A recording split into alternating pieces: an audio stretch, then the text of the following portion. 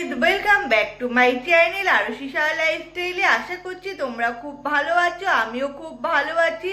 তো আজকে সকালবেলা থেকে ভিডিওটি স্টার্ট করেছিলাম, কিন্তু সেইভাবে ইন্ট্রোতে দেওয়া হয়নি। এখন ভিডিও এডিট করতে এসে দেখেছি ইন্ট্রোই দেওয়া হয়নি, তাই ভাবলাম যে না, একবার ভিডিওটি আবার শুরু করি। তো এখন তোমাদের সাথে আবার ভিডিওটি শ্যুট করছি। তো আশা করছি আমার ভিডিও তোমাদের খুব ভালো লাগবে।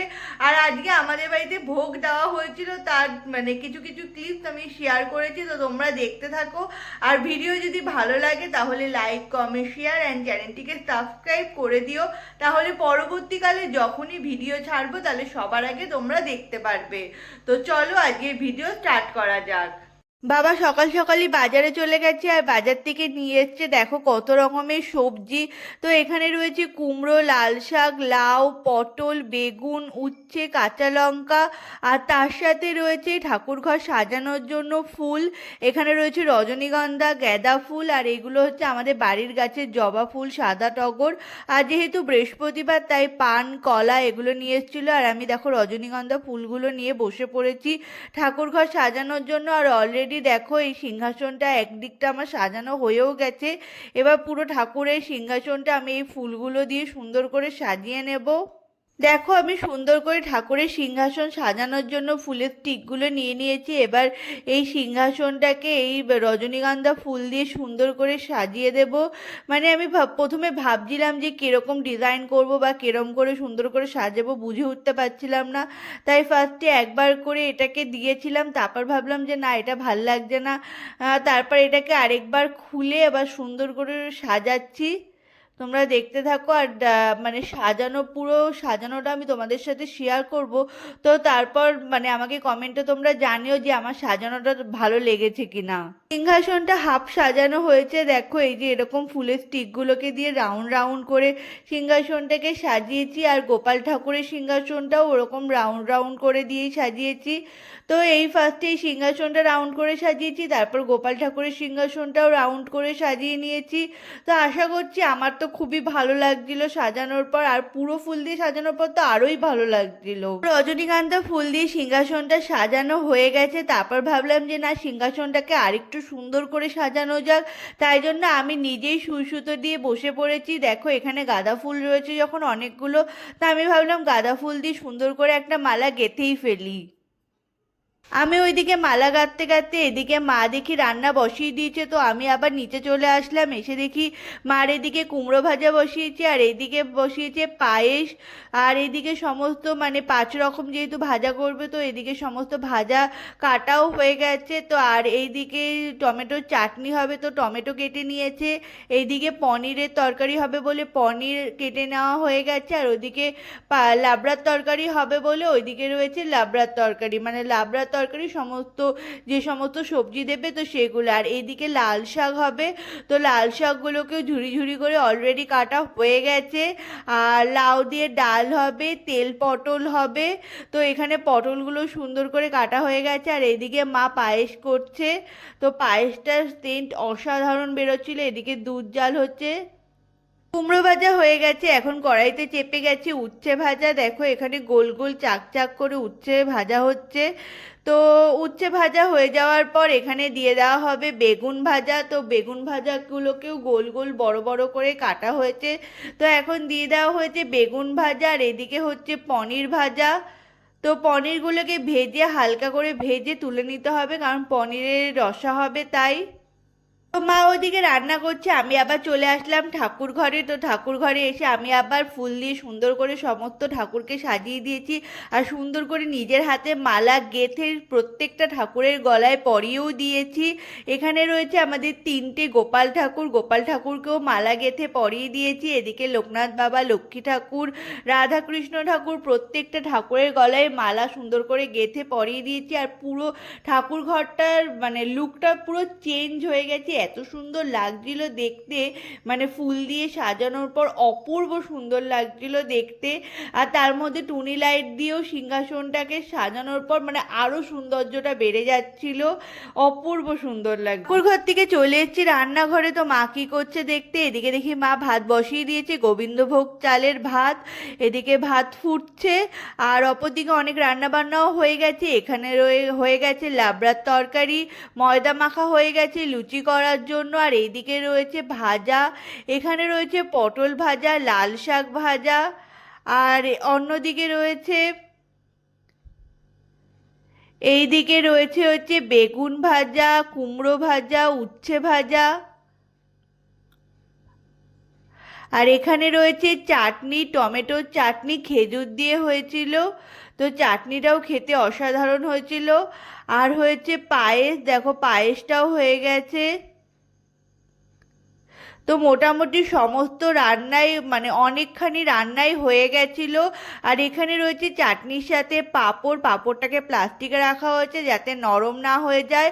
আর এদিকে মা বসিয়ে দিয়েছে লাউ দিয়ে ডাল, তো এই ডালটাও খেতে অসাধারণ, মানে প্রত্যেকটা রান্নাই অসাধারণ। রান্না যখন হয়েই গেছে আমি ভাবলাম যে না এবার খাবারগুলো আস্তে আস্তে বাটি বাটি করে সুন্দর করে বেড়ে সাজাতে শুরু করে দিই, কারণ অনেকগুলোই রান্না, এরকম বাটি বাটি করে বাড়তে অনেকটাই সময় লেগে যাবে। তাই জন্য আমি ফার্স্টে পায়েসটাকে বেড়ে নিলাম, এরপর বেড়ে নিচ্ছি চাটনি। মা ওদিকে অন্য রান্নাগুলো করছিল, আমি এদিকে লুচিগুলো বেলে দিয়েছিলাম, বাবা এদিকে ভাজছিল লুচিগুলো।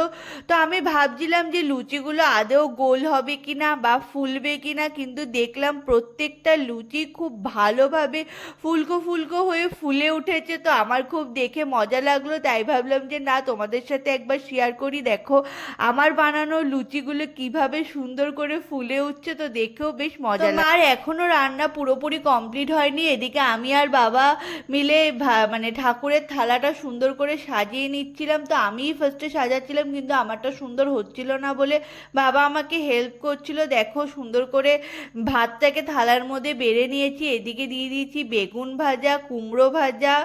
তো এখন কুমড়ো ভাজা দেওয়া হচ্ছে থালার মধ্যে, এরপর দেখো দিয়ে দেওয়া হচ্ছে উচ্ছে ভাজা। উচ্ছে ভাজা দেওয়া হয়ে গেছে, এরপর দিয়ে দেবে এখানে রয়েছে বড়া ভাজা, মানে এটা হচ্ছে যে বড়াগুলো হয় না ডালের বড়া, তো ডালের বড়া ভাজা। এদিকে রয়েছে আলু ভাজা, আর এটা হচ্ছে লাল শাক ভাজা। তার উপর দিয়ে দিয়ে দেওয়া হয়েছে কাঁচা লঙ্কা, আর এখন দিয়ে দেওয়া হবে ঘি, দিয়ে পুরো থালাটাকে সুন্দর করে বাবা সাজিয়ে দিয়েছে। ঠাকুরের সামনে ভোগ নিবেদন করা হয়ে গেছে, আর থালাগুলোকেও খুব সুন্দর করে সাজিয়ে ঠাকুরের সামনে দেওয়াও হয়ে গেছে। তো এখানে কি কি আইটেম হচ্ছে তো সেগুলোই তোমাদের সাথে একবার বলে দিই। এখানে রয়েছে উচ্ছে ভাজা, কুমড়ো ভাজা, বেগুন ভাজা, পটল ভাজা, লাল শাক, আলু ভাজা, বড়া ভাজা আর লেবু। আর তার সাথে রয়েছে লাউ দিয়ে ডাল, লাবড়ার তরকারি, পনিরের রসা, তেল পটল, ধোকার ডালনা, চাটনি, পাঁপড়, পায়েস, আর তার সাথে রয়েছে দই, 5 রকমের মিষ্টি, লুচি। তো সমস্ত খাবার দিয়ে ঠাকুরকে সুন্দর করে সাজিয়ে দেওয়া হয়েছে এবং ভোগ নিবেদন করাও হয়ে গেছে। তো আর ঠাকুর ঘরটাকে অপূর্ব সুন্দর লাগছে দেখতে। তো তোমরা জানিও কমেন্টে কেমন লাগছে ঠাকুর ঘরটাকে দেখতে। আর অনেক দিন পর আমাদের বাড়িতে যেহেতু ভোগ দেওয়া হয়েছে, তো মন খুলে সমস্ত রান্না বান্না করা হয়েছে, আর প্রত্যেকটা রান্না খেতে অপূর্ব স্বাদ হয়েছে।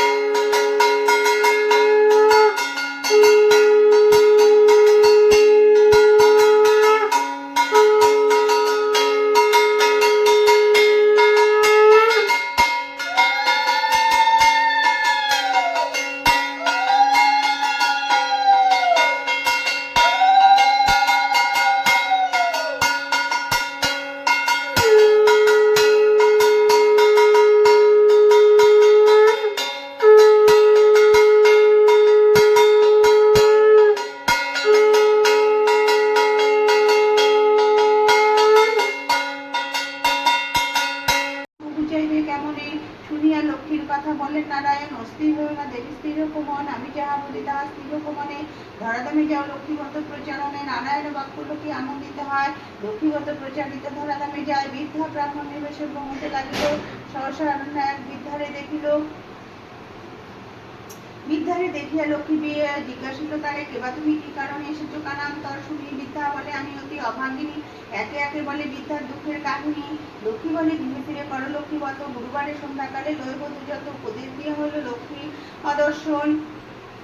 গৃহে ফিরে বৃদ্ধা করে লক্ষ্মীর পূজন, লক্ষ্মীর কৃপা তার দুঃখ দূর হয়। ধন্য সূর্য পূর্ণ হলো তাহার আলয়, পুনরায় গৃহে লক্ষ্মী করে আগমন, হইল বৃদ্ধা গৃহ শান্তিনিকেতন। খাওয়া হয়ে গেছে, তো এখন আমরা বসে পড়েছি খেতে। তো ঠাকুর যেহেতু খেয়ে নিয়েছে, তো এখন তো আমাদের আবার খেতেই হবে, তো আমাদের খিদা পেয়ে গেছে যেহেতু, তো এখন খেতে বসে পড়েছি। তো এখন রয়েছে উচ্ছে ভাজা দিয়ে ফার্স্টে খেয়ে নিচ্ছি, তারপর মা দিয়ে দিয়েছে এখানে আলু ভাজা। তো উচ্ছে ভাজা দিয়ে খাওয়া হয়ে গেছে, এখানে লাউ দিয়ে ডাল নিয়ে নিয়েছি, আর তার সাথে নিয়ে নিয়েছি লেবুর রস। তো লেবু দিয়ে এই ডালটা খেতে যা লাগছিল না, জাস্ট অপূর্ব, জাস্ট অপূর্ব। তো মানে সত্যি অসাধারণ লাগছিল। তো ডাল দিয়ে খেয়ে নিয়েছি। তো ডাল দিয়ে খাওয়ার পর এই যে এখন আমি ডাল দিয়ে খাচ্ছি। দাঁড়াও, একটা একটা করে যাচ্ছি। তো ডাল দিয়ে খাওয়া হয়ে গেছে এখানে। ডাল দিয়ে খেতে খেতে মা আবার এখানে দিয়ে দিয়েছিল লাবড়ার তরকারি। তো লাবড়ার তরকারিটাও সত্যি খুব সুন্দর হয়েছে। তো ডাল দিয়ে খাওয়া হয়ে গেছে, এখানে রয়েছে তেল পটল। তো তেল পটলটাও জাস্ট অপূর্ব হয়েছিল। তারপর রয়েছে পনিরের তরকারি, ঢোকার ডালনা। তো পনিরের তরকারি দিয়ে ঢোকার ডালনা দিয়ে আমি সব একসাথে মেখে খেয়ে নিয়েছি, কারণ অলরেডি তখন পেট পুরো ভর্তি হয়ে গেছিলো। তো আমি দুটো একসাথেই নিয়ে নিয়েছি। তো নিয়ে এখন এই দুটোকে একসাথে মেখে খেয়ে নেবো। আর লাস্ট পাতে ছিল চাটনি। তো আমার খাওয়া অলমোস্ট ডান। ভিডিওটা এখানেই শেষ করে দিচ্ছি, আর বড় করলাম না। তো আমার ভিডিও যদি তোমাদের কিছু ভালো লেগে থাকে তাহলে লাইক, কমেন্ট, শেয়ার অ্যান্ড চ্যানেলটিকে সাবস্ক্রাইব করে দিও। তাহলে পরবর্তীকালে যখনই ভিডিও ছাড়বো তো সবার আগে তোমরা দেখতে পারবে। তো চলো আজকের মতো টাটা, বাই বাই। তো ভালো থেকো, সুস্থ থেকো।